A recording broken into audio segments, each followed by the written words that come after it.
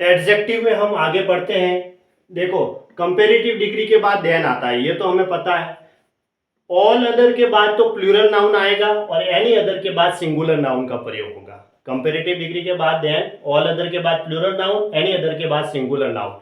अब इसका प्रयोग कैसे होता है देखो, मैंने एक सेंटेंस लिखा, Arjun is better than any other boy in the class. देखो, बेटर देन एनी अदर के बाद क्या लिखा हुआ है, बॉय सिंगुलर नाउन है। एनी अदर के बाद क्या है, एनी अदर। देन के बाद एनी अदर लिखा हुआ है। देखो, देन के बाद क्या है, comparative degree plus than plus any other और यहाँ पे सिंगुलर नाउन। अगर मैं यहाँ ऑल अदर लिखता तो फिर बॉयज लिखना पड़ता। ऑल अदर के बाद क्या आता है, प्लूरल नाउन आता है, लेकिन एनी अदर के बाद क्या आएगा, सिंगुलर नाउन आएगा। इसलिए ये सेंटेंस मैंने सही लिखा है। ठीक है, तो ये ध्यान रखना, कंपेरेटिव डिग्री के बाद देन, एनी अदर के बाद बॉय मतलब सिंगुलर नाउन, और ऑल अदर होता है तो फिर प्लूरल नाउन। ऑल का मतलब सब होता है, ऑल का मतलब क्या होता है, सब होता है, तो प्लूरल नाउन आएगा। ठीक है, ये है। अब आगे एक सेंटेंस लिखा, नो अदर के बाद देखो नाउन सिंगुलर और एज के बीच में पॉजिटिव डिग्री आती है। No other boy in the class as good as he. ठीक है, नो अदर के बाद सिंगुलर नाउन आया और आगे क्या आई, एज गुड एज आई, मतलब एज के बीच में पॉजिटिव डिग्री का प्रयोग हुआ है। एक चीज ये ध्यान रखनी है, हमें आपको समझाता हूं यहाँ पे। जैसे ये एक ग्रुप है और ये दूसरे ग्रुप है। ठीक है, एक ग्रुप प्लस दूसरा ग्रुप। अगर इस ग्रुप का कोई एक व्यक्ति है, यहाँ पे एक सपोज ये एक व्यक्ति ऐसे ही सपोज मान लिया, ये इस ग्रुप के अंदर है और इसकी तुलना दूसरे ग्रुप के व्यक्तियों से कर रहे हैं, तो क्या आएगा, एनी का प्रयोग होगा। ठीक है, और इसी ग्रुप की तुलना उसके अंदर रहने वाले व्यक्तियों से कर रहे हैं तो क्या प्रयोग होगा, एनी अदर का प्रयोग होगा। बस ये चीज ध्यान रखिए। भाई दो ग्रुप है, एक इधर मैंने फर्स्ट ग्रुप दिया और ये सेकंड ग्रुप है, और इस ग्रुप का एक ये व्यक्ति है, इसकी तुलना में दूसरे ग्रुप के व्यक्तियों से करूंगा तो फिर एनी का प्रयोग होगा। और ये ग्रुप का एक व्यक्ति है और उसी से मैं तुलना कर रहा हूं तो फिर मुझे एनी अदर का प्रयोग किया जाएगा। ठीक है, ये ध्यान रखनी है। आगे हम इसके प्रश्न कर रहे हैं। देखो,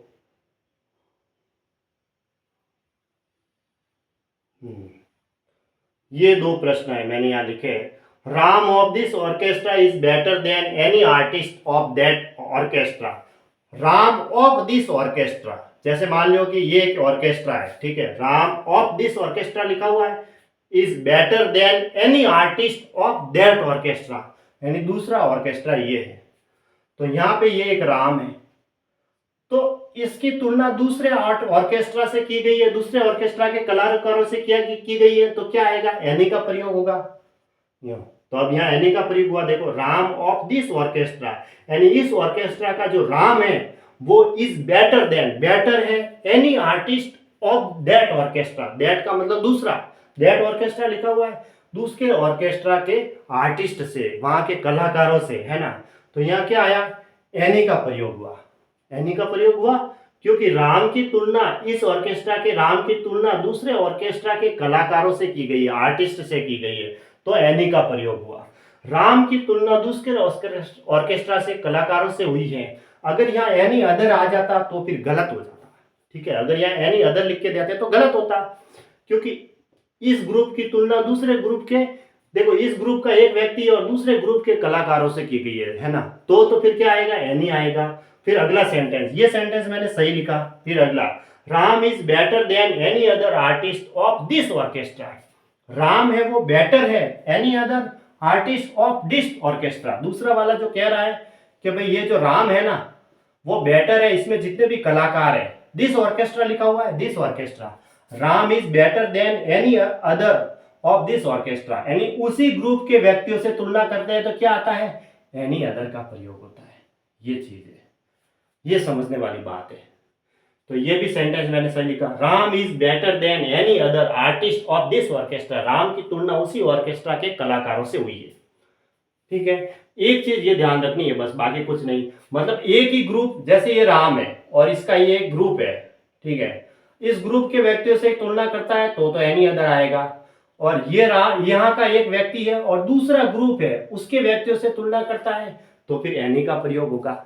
ये दो इंपॉर्टेंट बातें थी जो इन दोनों सेंटेंस में लिखी हुई है। इसमें क्या करेगा वो, यहाँ पे तो एनी का प्रयोग करके दे देगा और यहाँ पे एनी अदर का प्रयोग दे देगा, तो फिर गलत हो जाएगा। दोनों का मतलब यही है।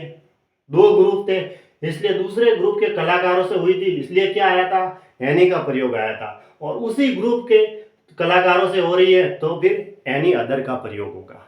ये ध्यान रखना, ठीक है। जैसे एक सेंटेंस लिखा है, Delhi is far better than any metropolis of Pakistan. देखो यहाँ एनी का प्रयोग हुआ है। एनी का प्रयोग होता है, एक और दो अलग अलग होने चाहिए। Delhi is far better than any metropolis of Pakistan. Delhi तो इंडिया के अंदर आता है, और ठीक है, और पाकिस्तान के दूसरे महानगरों से कला की तुलना की गई है। इधर ये दिल्ली इधर रहेगा तो पाकिस्तान तो इधर है, ऐसे ही समझ लो, दोनों अलग अलग कंट्री है। यो दिल्ली, दोनों अलग अलग कंट्री के अंदर भी देखो, ये दिल्ली तो एक सिटी है जो इंडिया के अंदर है, और पाकिस्तान है वो अलग कंट्री है। ये इंडिया के अंदर है। यहाँ दिल्ली तो इंडिया के अंदर है और पाकिस्तान पूरा अलग है। तो दिल्ली की जो तुलना की गई है वो पाकिस्तान के महानगर से की गई है। तो मैंने बताया कि यहाँ अगर आएगा तो क्या आएगा, एनी आएगा। ये एक तरीका है, मतलब यूँ समझो कि ये इंडिया है, ठीक है, IND, और ये रहा हमारा दिल्ली। दिल्ली तो इसके अंदर आएगा इंडिया में, और पाकिस्तान ये रहा, इसके किसी महानगर से तुलना की गई है। मेट्रोपोलिस मतलब पाकिस्तान, पाकिस्तान पूरा अलग होगा। दिल्ली तो इंडिया के अंदर होगा और पाकिस्तान पूरा अलग होगा।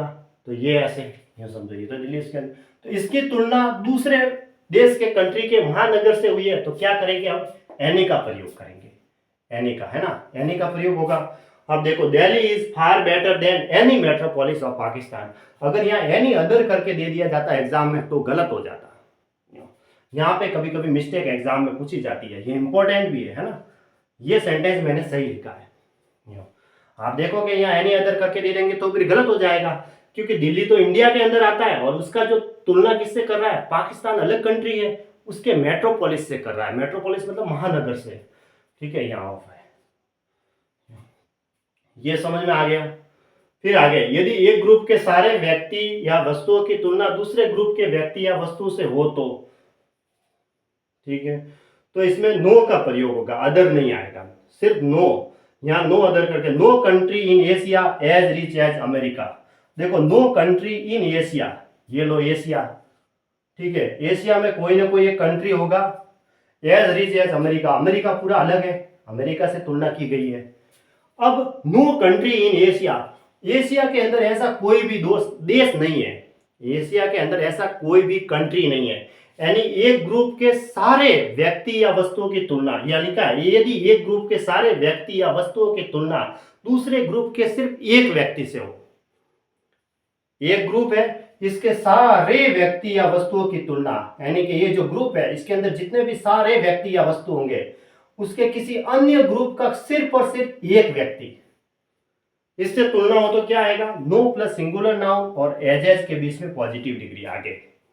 No country in Asia, Asia के अंदर ऐसा कोई देश नहीं है। नो कंट्री इन एशिया है तो ये रहा, देखो, नो कंट्री इन एशिया, ये मैंने एशिया लिया, उसके अंदर ये सारे कंट्री है इसके अंदर, तो कहने का मतलब एक ग्रुप के सारे व्यक्ति आ गए, मतलब ये एक ग्रुप है इसके अंदर सारे कंट्री आ गए। नो कंट्री इन एशिया, जो एशिया का जो ग्रुप है उसके अंदर सारे कंट्रियों से तुलना, सारे कंट्री आ गए, नो कंट्री इन एशिया। आगे फिर क्या आएगा, उसकी तुलना किससे की है, अमेरिका से की है, सिर्फ और सिर्फ अमेरिका से की है, और एक ही कंट्री से की गई, अमेरिका से। यहाँ तो सारे कंट्री एशिया के अंदर ये बता रहा है, और वहां पे जो कंपैरिजन कर रहा है वो सिर्फ अमेरिका से कर रहा है, यानी सिर्फ और सिर्फ एक कंट्री से, यानी एक ग्रुप के सारे व्यक्ति या वस्तुओं की तुलना अन्य ग्रुप का सिर्फ और सिर्फ एक व्यक्ति या वस्तु होना चाहिए। अब यहाँ पे कंट्री है तो देश आ गए, देश भी। No country in Asia as rich as America, तो क्या सिचुएशन होगी, नो के बाद ये सिंगुलर नाउन आया, उसके बाद क्या आएगी, पॉजिटिव डिग्री आएगी, और एक ये सेंटेंस बन जाएगा। ये सेंटेंस सही लिखा मैंने। एशिया के अंदर ऐसा कोई भी देश नहीं है जितना धनवान अमेरिका है, ठीक है, अमेरिका वास्तव में धनवान है, एज रिच एज अमेरिका, ठीक है, तो एशिया में ऐसा कोई कंट्री नहीं धनवान नहीं है जितना कि अमेरिका धनवान है, ये बात सही है। तो इस प्रश्न का मतलब यही था कि नो के बाद सिंगुलर नाउन आएगा और आगे एज के बाद पॉजिटिव डिग्री आएगी। क्यों आएगी, क्योंकि एक ग्रुप के सारे व्यक्तियों की तुलना अन्य ग्रुप का सिर्फ और सिर्फ एक व्यक्ति हो उससे करते हैं। तो एक तो ये था, एक सेंटेंस को याद रखेंगे ना तो सब याद हो जाएगा, पूरा सेंटेंस याद रखोगे तो सब याद आ जाएगा। ठीक है, और इन दोनों में फर्क कितना था, अगर मैं कहता ये रहा एक ग्रुप है, यहाँ का एक व्यक्ति लिया और दूसरे ग्रुप के सारे व्यक्तियों से तुलना करते हैं तो एनी आएगा। एक ग्रुप का उसी व्यक्ति मतलब ग्रुप का एक व्यक्ति है वो उसी ग्रुप के व्यक्तियों से तुलना करता है तो एनी अदर आएगा। दोनों में फर्क इतना ही था, यूं कि लिखा था Ram of this orchestra is better than any other of that orchestra. इस ऑर्केस्ट्रा का जो राम है उसकी तुलना किससे की जा रही है, दूसरे ऑर्केस्ट्रा के कलाकारों से, आर्टिस्ट से की जा रही है, इसलिए यहाँ क्या आया, एनी का प्रयोग हुआ। और यहाँ पे Ram is better than any other artist of this orchestra लिखा हुआ है, यानी उसी आर्टिस्ट और उसी ऑर्केस्ट्रा के आर्टिस्ट से कंपैरिजन सिर्फ और सिर्फ राम है वो उसी ऑर्केस्ट्रा के आर्टिस्ट से कर रहा है ना। तो उसी स्थिति में क्या आएगा, यहाँ एनी अदर का प्रयोग होगा, ये ठीक है।